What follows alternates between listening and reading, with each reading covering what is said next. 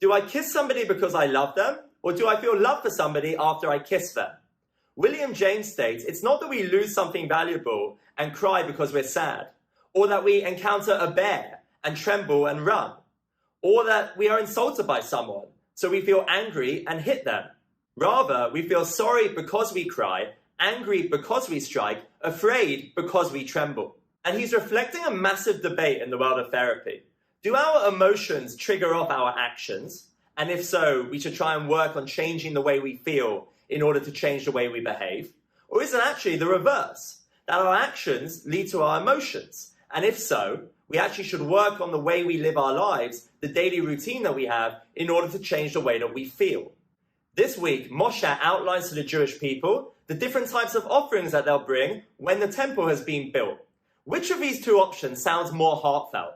Having to bring certain compulsory offerings that you have no choice over whatsoever, or being given the chance to bring free will voluntary offerings as you please? On the surface, most of us as human beings like the idea that each person could bring what they want, whatever speaks to them in their heart, and they can actually just act based on what they're feeling, based on their emotions.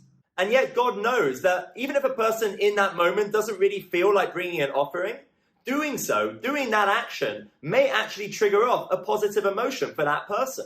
Nowadays, we've replaced offering sacrifices with offering tefillot, but the same principle applies.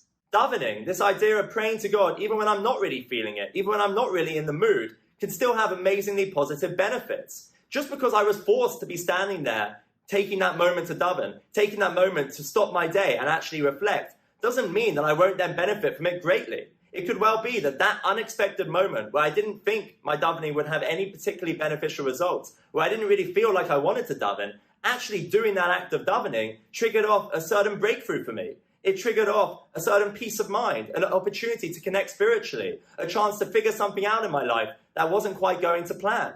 Too often in our lives, most of us think that the emotion has to come first. Why should I do something if I'm not really feeling it? Why should I go to the gym if I don't really feel like working out? But of course, if we had that logic all the time, we'd probably never work out. For most of us, that's not something that we feel like doing. And yet, we all know that once you've actually done that act, once you took that time to work out, you went through with the action, the positive emotions that follow are quite amazing. They can transform a person's day.